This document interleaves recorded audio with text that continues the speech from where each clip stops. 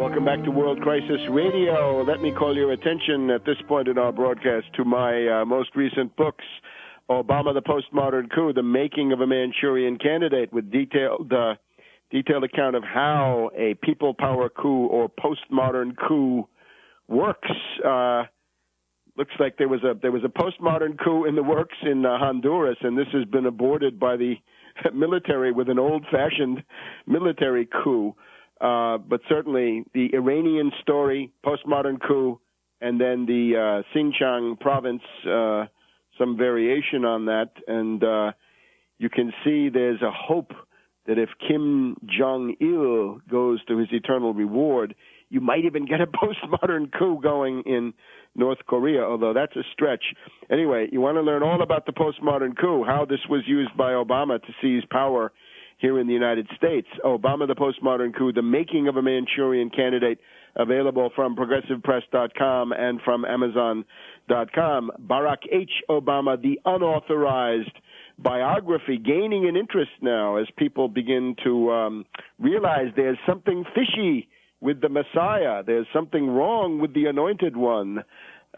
This compendious book gives you the complete lowdown on Obama. It also allows you to predict what he's going to do, because biography is destiny. In other words, your formation, culture, and so forth, in many cases, will give some indication of what you're about to do. It does not compel, but it impels.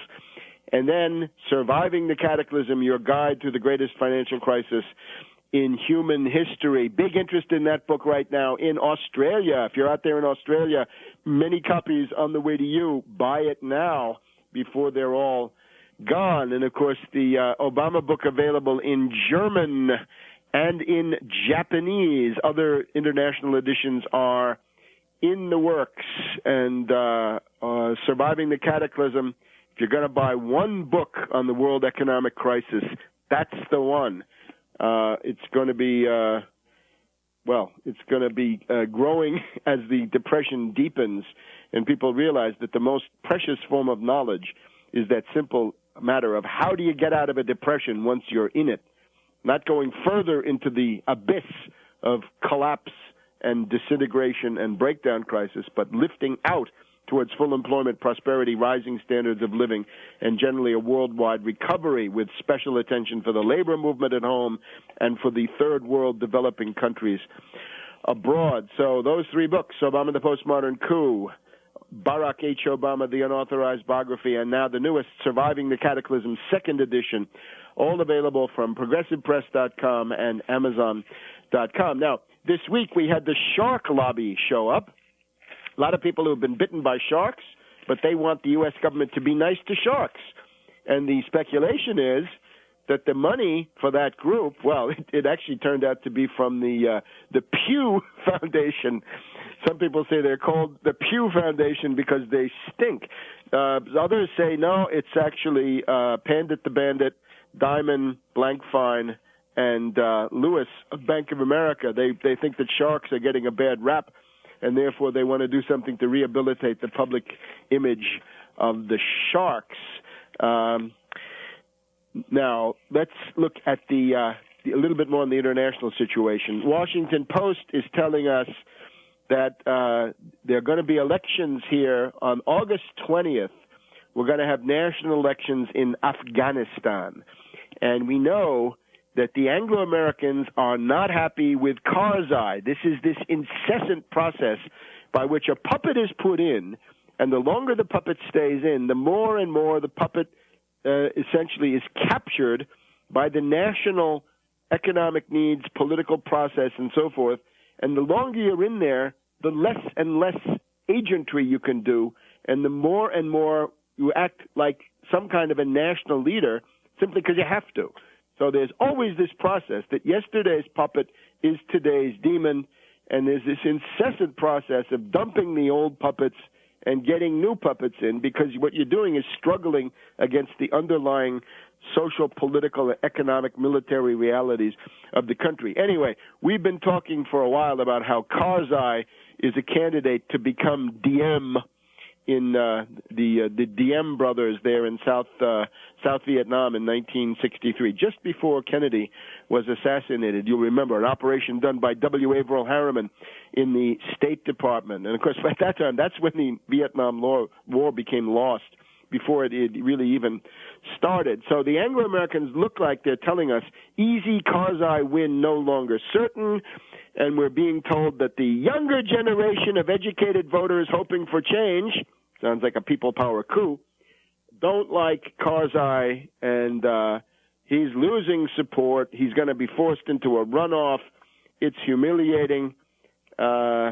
We've got a guy called Mohammed Atta. I don't know whether this is Mohammed Atta, the alleged hijacker. Apparently not. He has dumped Karzai and switched his support to another guy called Abdullah, who's another candidate. So you get the idea. The Afghan war. Now, here's the political premise here. You can see the death statistics, the body bag statistics in the Afghan war are going up, up, up. There is likely to be a crisis in the United Kingdom before the U.S. There's going to be a British crisis about the futile slaughter of the British Tommies in Afghanistan on the Lost Patrol, right? Because that's what it is. And that will then play back into the U.S. But here's the political premise. Obama equals Carter, to be sure, plus Lyndon B. Johnson, plus Nixon. We have argued for a long time that Obama is the new Carter, right? He is a puppet of the Trilateral Commission. You look at these people around him, Brzezinski, Volcker, Nye, right? This entire crew, Jay Rockefeller, David Rockefeller, the whole crew. He is a Trilateral Commission puppet. He is a do-over of the abortive, catastrophic Carter experiment of 1976 and in the following years. But he's not just Carter, because Carter had advantages compared to Obama. The one thing with Carter, and he always boasted, is in many years of the Carter administration, he would say, not one American has been killed overseas. Okay? Whether this was exaggerated or covered up, we don't know, but it was a plausible claim. And with Obama, of course, people are getting killed now. We just had 2 or 3 U.S. troops killed on Thursday, and it's just it's every day, right? The offensive in Helmand province is, I think, a bloody fiasco at this point, and so forth. Because remember, the goal is to destroy Pakistan, not to do anything specific about Afghanistan. So Obama equals Carter plus LBJ, meaning the Vietnam War, plus Nixon in terms of preventive detention and keeping people and throwing the key away. So Carter equals Obama. Carter plus Nixon plus LBJ equals Obama. Back in a minute.